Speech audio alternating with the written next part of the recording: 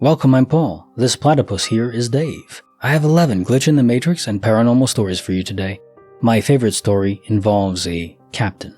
Let's get to it. Case file number 3313, written by Stein Town. Synchronicity in a single sweatshirt. In April 2005, I visited a friend in California. My flight home was delayed, and I got to talking to a family that was from the same town as me. We chatted for a few minutes, and then got on the flight. A few hours later, I ran into them in New York while getting my bags. To be expected. 3 months later, I was on a school trip to the UK. We were headed to Dublin, but I had a layover at Heathrow. A lady stopped me in the customs line. "I know this is strange, but were you on a flight from San Jose to New York a few months ago?" she asked. It was the mother of the family from the airport in California and New York. We laughed at the coincidence. A month later, I went with my boyfriend to Nantucket, Massachusetts. We decided to stop on a whim at a bookstore on our way to the beach. As I browsed the stacks, a woman tapped me on the shoulder. "You're never gonna believe this," she said, laughing. It was the same lady again. She recognized me because on each of these occasions, I was wearing the same sweatshirt. I've not seen her since, which is most strange because we apparently both lived in the same very small 20,000 people town. So there will always be coincidences in life, that's unavoidable, just by the sheer chaos of the universe. However, I personally do think there is some kind of influence up above, not God, just simulation.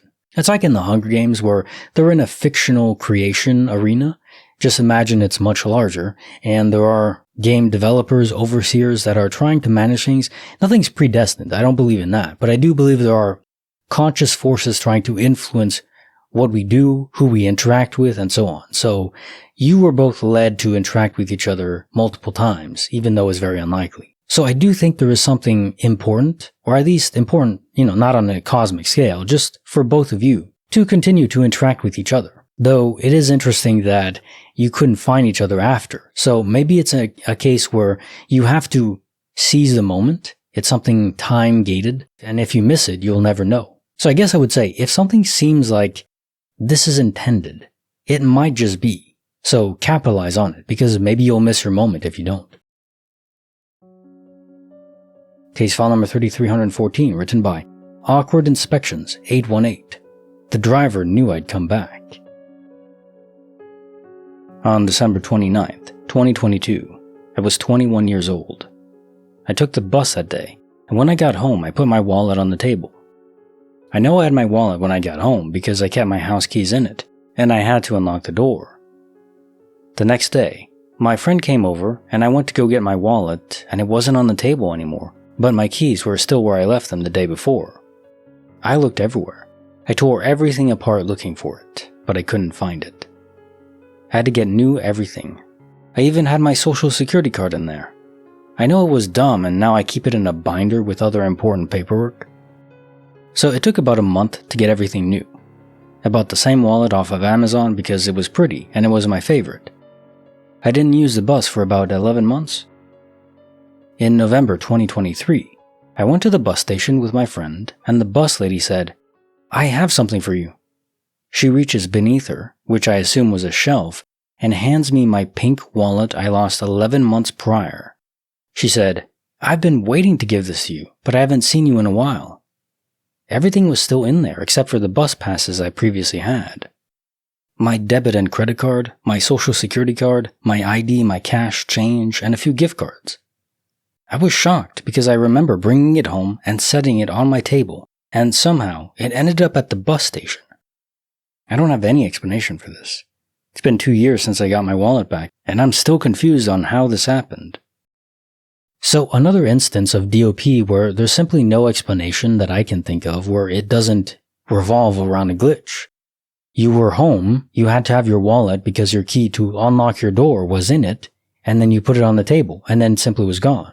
The only thing I can think of is you took your key out of your wallet for some reason, which by the sounds of things you never do, it's always in your wallet. Mine too, I always store my keys in my wallet. It's the safest place, you never lose them then. And you don't have to bother with a keyring. Anyways, tangent over. So unless you took your keys out for some reason, what else could it be?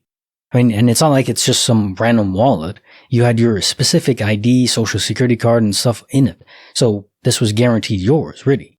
Classic DOP and reappearance. And it sounds like the driver of the bus had this wallet for a long time. So it was a DOP and then reappearance really quick. It's like a reset in time. It probably disappeared from your apartment and went back to the bus very quickly. And it was a reset in that object's timeline, the path it had taken.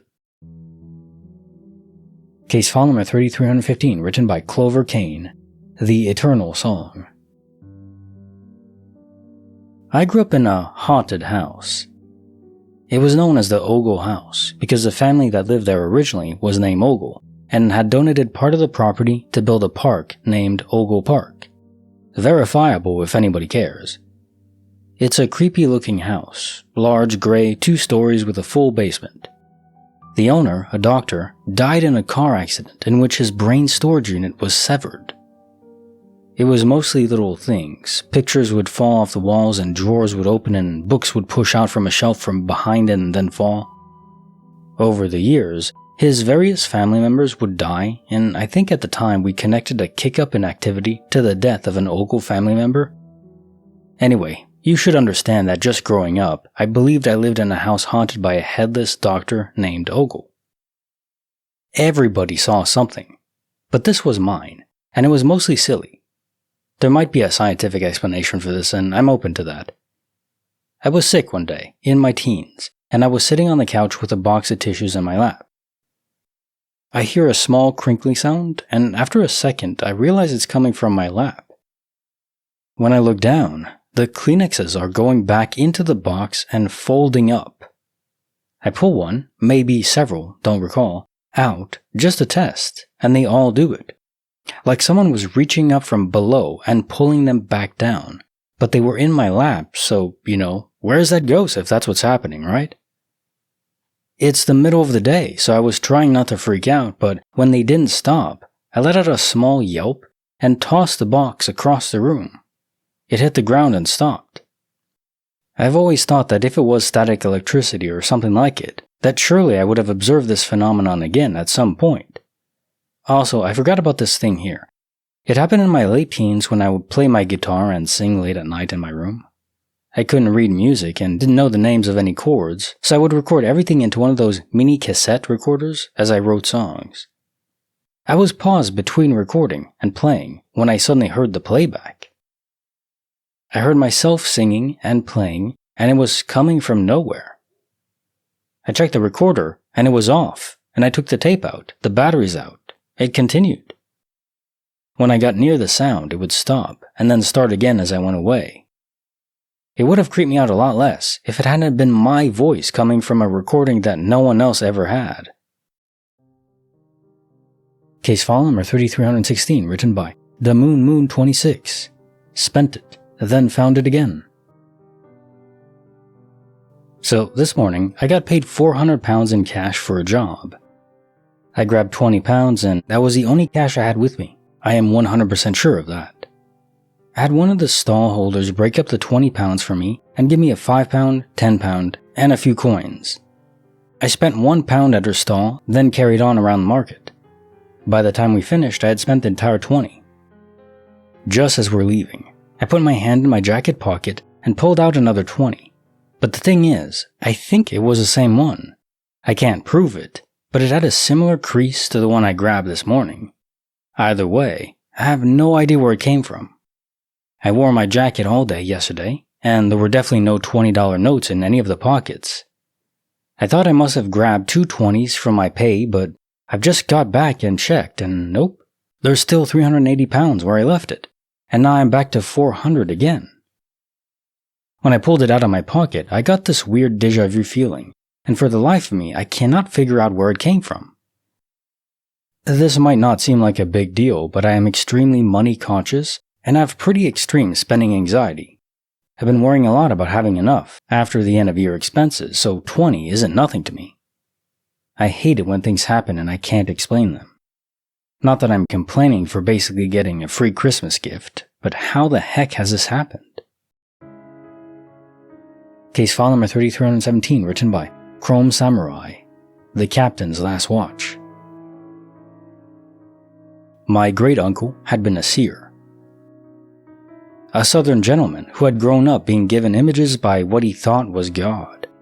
He was a practical man without superstition, so the fact that he would occasionally say that God showed him something in his sleep or that God was telling him to do things didn't make much sense. It made even less sense when it was always something very specific and there was always tragedy if they didn't do it. My father bought a boat to live on when I was younger. He'd bought this boat from an old man who died shortly after selling it. It was a beautiful mahogany cruiser, 42 feet long, and with a pair of twin gasoline engines that could bring all 22 tons of it up to 35 knots. As with all older boats, it had its quirks and it seemed to be alive in its own right. Fast forward a year, my father has remarried and is spending the first night of the honeymoon in a hotel a mile away from the marina where the boat is moored. In the middle of the night, he has a dream where he's in the hotel and the captain, the previous owner of the boat went by the captain, I've forgotten his actual name, was shaking him, trying to wake him up. My dad wakes in a dream, and the captain, now in good health and sporting a beard, tells him, "You have to wake up and go to the boat, otherwise she's lost." My dad then wakes up in reality, next to his new wife, in the same hotel room. He jumps out of bed and pulls on a pair of shorts and puts his shoes on and sprints from the hotel all the way to the marina. My stepmom witnessed this and asked him why he was getting up and leaving on their wedding night. And all he would say is, the boat, gotta get to the boat." He got to the boat 10 minutes later, and she was sitting 2 feet lower in the water than she ought to be. Water was over her swim deck, and when my dad jumped aboard, he found the galley and forward berth up to his hips in water. He rushed forward and found the culprit in the lower hatch. A bilge pump hose had knocked loose. He plugged it back in and secured it, having to hold his breath and work underwater to do so in pitch darkness. The hose, now reattached, allowed the bilge pump to slowly bring the boat back up out of the water. He found the bearings on one of the prop shafts had sprung a nasty leak, and the bilge pump had to run pretty frequently until it was fixed. He had 2 more dreams of the captain, another in which he woke up in time again to save her from sinking. In the last one, the captain said that he had done well by his boat, and that his wife had passed, and so they were going to go to the beyond, and he couldn't hear from them again. The obituary for his wife was in the paper the next morning, and my dad never had another dream. So the reason I like this story so much is just, I like the idea of ghosts, echoes of or imprints of people who have departed this universe at least, that they still care about something. I mean, this captain cared so deeply about his boat that the new owner, he wanted to make sure that the new owner took care of it. It's like when you sell a house and you know, if it's been in your family for a long time, you want the new owners to take care of it and not ransack it or, just let it decay. I just find that very wholesome, I guess you could say. Yeah. And maybe in part I like it so much because, at least for now, I'm not a man that has any roots anywhere. I don't really have anything that I deeply care about yet.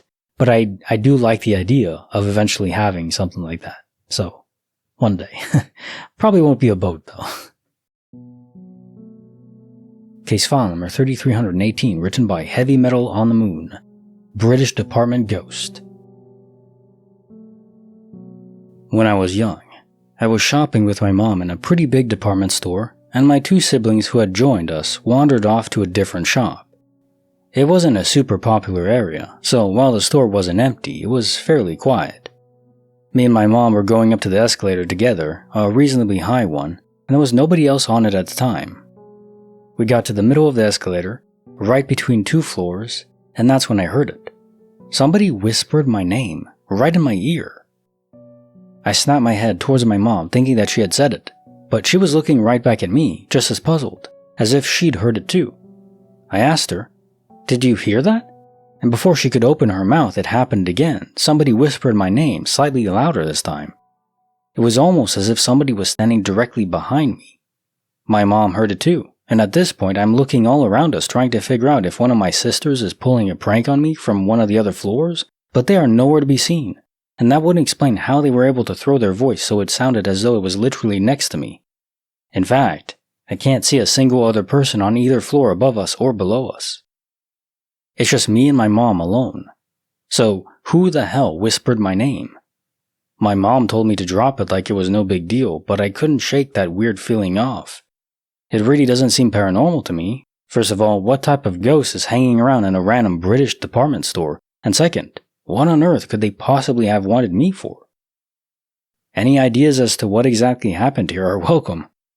I would have been inclined to just brush us off as hearing things, but the fact my mom heard it too, despite having no discernible origin, really doesn't sit right with me. This incident has been driving me nuts for years because I truly cannot come up with a logical explanation. Case file number 3319, written by Fap the Potato. I named my nightmare at age 3. My earliest memory is one from when I was 3 years old, and still one that haunts me and causes me to have difficulty sleeping. My mom was single, and I have a big sister who is 7 years old. We lived on the second floor of a 2-story home. There were 2 bedrooms, a kitchen, living room, the usual small duplex setup. My sister and I had the bedrooms, and my mom slept on the sofa. Almost every night while I slept, I woke to the sound of my closet door opening. When it did, a figure would walk out, not a full person, mind you, but a torso, no arms, no head, just a torso in a white shirt. It would come out of my closet and move towards the side of my bed, turn to me, and though it didn't have a head, I knew it was looking at me. Scared the crap out of me. I would hide under my blankets until I fell back asleep and morning came. I named this thing Eek. Come on now, I was 3 years old and that was my reaction to it. My sister has a story from that house too. One day, she and I were playing in a room. Her back was against her closet door and she was playing with a doll while I sat in front of it playing with a truck. Then her closet door began to open up, pinning her between her bed, wall, and door. She couldn't move. She said I just looked up at it, terrified, occasionally glancing at her. She began screaming for my mother as loudly as she could. Then, whatever was in her closet said in a very low voice, "Fap the Potato's sister's name."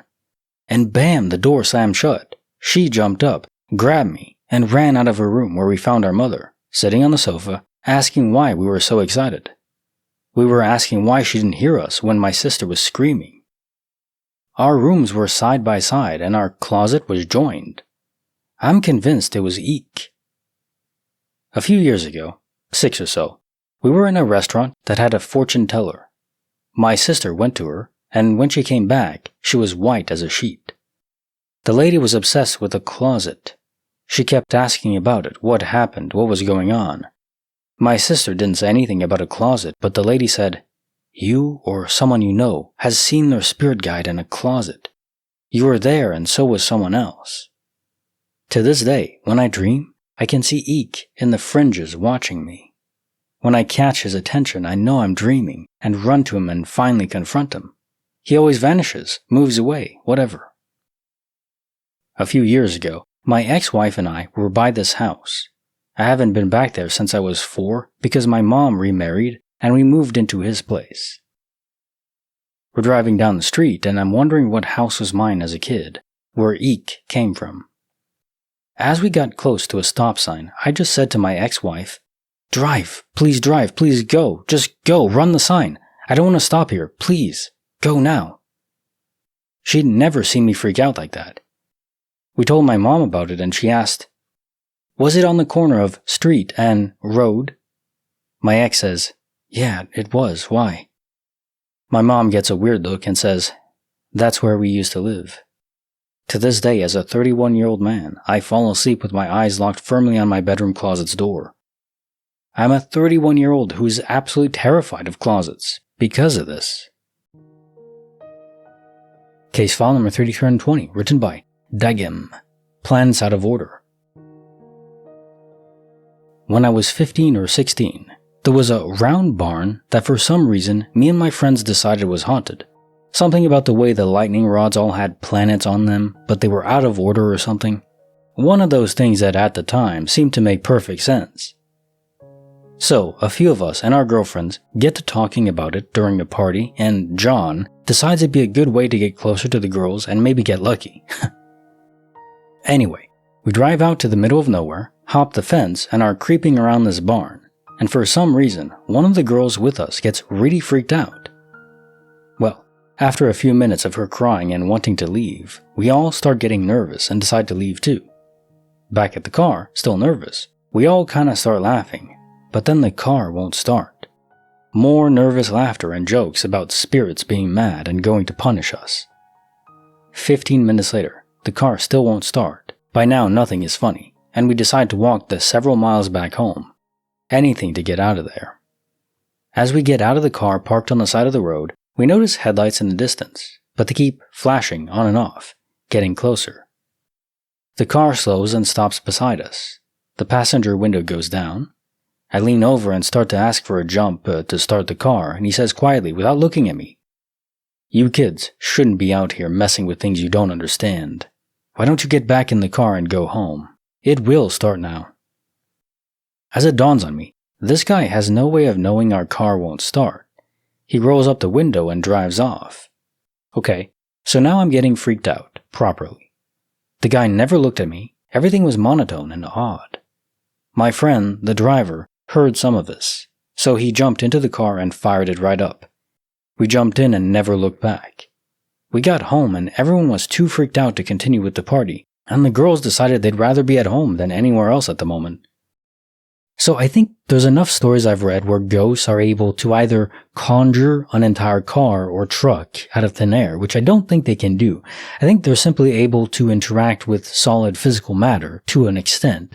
So this is probably a ghost that was guarding this barn or had passed away in this farm and was present there and just, I guess you could say protector, but clearly something was influencing the car. Now, could this just be a normal man that somehow knew your car was shut off? I mean, you did get out of the car, so it is something you could naturally assume if you're just a man driving down the road, that these people get out of the car, maybe their car is damaged.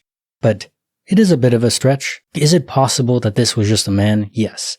Do I think it was? No. Or I think at least the spirit was involved. This could have been just a man, but he knew that there was something more to the barn than his, meets the eye. Maybe his warning to your group was also a message to the spirit, like, okay, just let these idiots go. They're not going to cause trouble. They just want to leave. Something like that, I could see. Yeah. Case file number 3321, written by Aw Damn, It's Mick. Sleeping in a ghost bed. Backstory. My friend's dad died about 3 years before this happened. Died in the house in his hospital bed due to cancer. He hated loud noises when he was on his deathbed, and used to turn the house phone on silent. So here I am going to sleep in my friend's mom's bed, she's out for the night, and I have my cell phone on a charger charging in the kitchen. For some reason, I have an alarm set at 3:33 a.m. I have no idea what for, I can't remember, but I had it set for something. 3:33 rolls around, and my alarm goes off. It wakes me up in the other room, and I just wait for it to go off so I can try to get back to sleep. Well, during the alarm, I hear huge footsteps coming from the living room, past the kitchen, and to the doorway to my friend's mom's bedroom. Huge footsteps, like a 500-pound man, is stomping towards the bedroom door, walking as if whoever it is has an agenda and needs that agenda done pronto. I'm thinking to myself, what the hell is my friend doing? We'll call him Jim. What in the world is Jim doing? Why in the hell is he stomping a damn mud hole in the floor? I'm thinking that maybe he is just severely pissed that my phone alarm woke him up and is going to the kitchen to turn off my phone, and he's just taking his frustration out on the poor floor. The footsteps get louder and louder as they go into the kitchen, past the phone, and towards the bedroom door. At this point I'm scared. I'm beginning to think that this cannot be Jim, no way, and something bad is going to happen. I hear footsteps come straight up the doorway. Door was open, and stop. Instant terror. It felt like the most evilest thing ever in this dimension, and the next, is staring at me. I tried to turn over to look. I was sleeping on my stomach, but I couldn't move. I was paralyzed. I could not move anything. After about 10 or so seconds of feeling like this is where my young life comes to an end, my head starts to give, and I can slowly but surely turn. After 15 or so total seconds, My eyes hit the doorway and no one is there. I tell Jim and his mom about it the next morning, and they come up with the scariest conclusion yet. It's their late dad or husband, and the phone alarm startled his spirit or entity or ghost, whatever, and was severely pissed because he hated phone ringing, remember? And went to his bedroom and found some other man sleeping in his wife's bed? Scary. So the next night, I'm like bumping the damn bed. I'll sleep on the couch. What does my stupid self forget to do? You guessed it. Turn off the phone alarm. So I'm passed out on the couch facing the wall and 3:33 rolls around again. Alarm goes off and of course, I once again hear footsteps coming from the bedroom door, past the kitchen and right up to the coffee table. And I feel it again. Evil. Staring into my soul. Couldn't move again, of course, just froze for a good 10 seconds. It was the worst, just the worst damn terror ever. The next night, I turned that damn phone off completely and stayed in his little brother's bedroom and locked the doors. Case file number 3322, written by Control-Shift-Rewire. Everything in its place, except this. By my door is a small side table, and on that I keep a letter opener. When I get home, any mail on the doormat, I open it, and then put it back. The letter opener has been on that side table for maybe 6 years. I'm the type of guy who runs his house as a place for everything, and everything in its place. It means I never lose anything. Well, the other day I got home from work and picked up the mail on the doormat. I absent-mindedly turned to the side table to get the letter opener, and it's not there. Obviously, it must have fallen off the side table. Perhaps I slammed the door too hard and it caused it to fall off, blah blah blah. Well, I hunt high and low around the area, and it is nowhere to be found. I figure it's there somewhere, and I just can't find it, so head into my living room. I make dinner, watch TV, unwind, the usual. It goes from my mind. I retire to my bedroom, and the letter opener is there in the middle of my bed, on top of the duvet.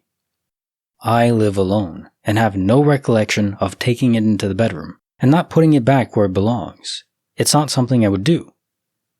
I certainly can't think of why I'd place it on top of the bedspread after I made it that morning. I thought maybe I was sleeping, but the bed was made, so I must have put it there when I was awake. But my mail is there in the evening, when I get home from work. Not when I wake up in the morning. I leave the house before the mail arrives. Case file number 3323, written by Smile Dog, The Four-Legged Man. When I was younger, we had a lot of activity in the house. I think it was because I was 10 or 11 and my brother was 13 or 15, so it was kind of like a poltergeist. When I was 11, my best friend died. I think it turned into much more than that. The biggest fucking nope moment was when I saw the four-legged man in my kitchen. I will swear on any fucking book you give me that this happened.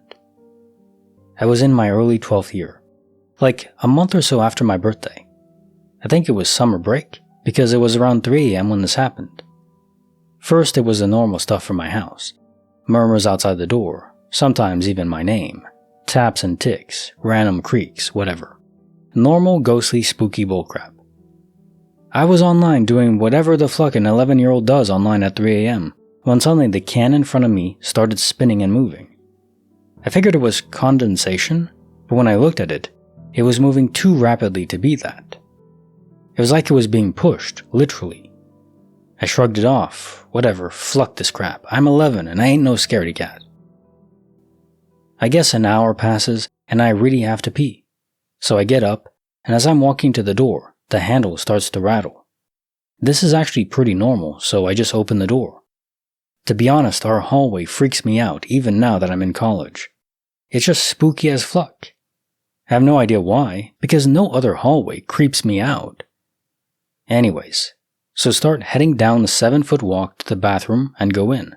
I pee, drop the lid, and I'm about to walk out when I see something moving in the kitchen. First, I think it's my dad. Maybe he dropped a cigarette or something, and I didn't notice him when I came out to pee. I start to turn away when the figure goes rigid, like it noticed me or something. So I turn back to look at it, and I notice it's on all fours, not crouched. I don't even know how to properly describe it, honestly. As if it was on 4 legs. It moved forward into the moonlight and nightlight mixture, and I noticed it barely had a face. I mean, it has a face, but it's so bland that you just can't recognize it. Like every face in a crowd mixed together into one extremely fucking normal person. But crab walking. With their joints built so it walks like that normally. I just stand there stunned, you know. I mean, fuck, ghosts are ghosts, but there's a 4-legged man creature in my kitchen staring at me. I start to back away when suddenly there's this noise to my left towards my room, and then there's this pressure on my chest, and I'm thrown backwards into the bathroom and the door slams shut. In a second, I rip it back open and every light is on in the house. My parents are awake, screaming at me, wondering why I'm being so loud and screaming. I didn't scream once this whole time. Then nothing for 8 years. I slept over about 4 months ago. My friend is already asleep and I'm camping with a friend. Suddenly, the door handle starts jiggling and she kind of stirs and mumbles. I automatically kind of make a noise at her. Her eyes shoot open and she stares at me. Jesus Christ, what was that noise? It was like this blood-curdling shriek. The laptop dies instantly and the TV goes out. I'm left in pitch black and she's still sitting up there next to me, breathing really shallow. Silence for 10-15 seconds before she slowly starts to lay down and mumbles, "Smile, you're such a good girl now, I love you." And then the TV snaps on and she's out cold. I just sat there, not moving an inch. After who knows how long, I nudge her and she wakes up and is just like, "What?" I asked her if she heard anything and she's like, "Nuh-uh," and goes back to sleep. I turn my computer back on and then it sounds like there are 2 people running very fast through my kitchen and to my door, then nothing. I asked a friend over cam if he heard anything and he said my webcam shut off as soon as I looked up. I guess looking at the door handle? Even though I remember the screen being on and being able to see him until the TV shut off. I've got fucking nothing. I have no idea what's going on in this house anymore. My life is spiraling out of control. Now time for the jokes of the day. Imagine if Americans switched from pounds to kilograms overnight. There would be mass confusion. A man walks into a bar. He's got syphilis, typhoid, cholera, rickets, scurvy, bubonic plague, gout, shingles, pink eye, ringworm, mono, hepatitis A through C, whooping cough, measles, mumps, dengue fever, trench foot, strep throat, mumps, measles, Lyme disease, and hand, foot, and mouth disease. Bartender says, "What is this? Some kind of sick joke?" That was a lot of words. Where do rainbows go when they're bad? To prism. It's a light sentence, but it gives them time to reflect. I told my wife I'm disappointed in how tight all her shirts and blouses are. She said, "Then lose some weight." On the first day of my flying lessons, I looked down nervously and asked my instructor, "What are all these buttons for?" He said, "Those are to keep your shirts closed." Right. Video up here. YouTube thinks you'll like it. Check it out. Don't forget to like the video and subscribe. See you next time.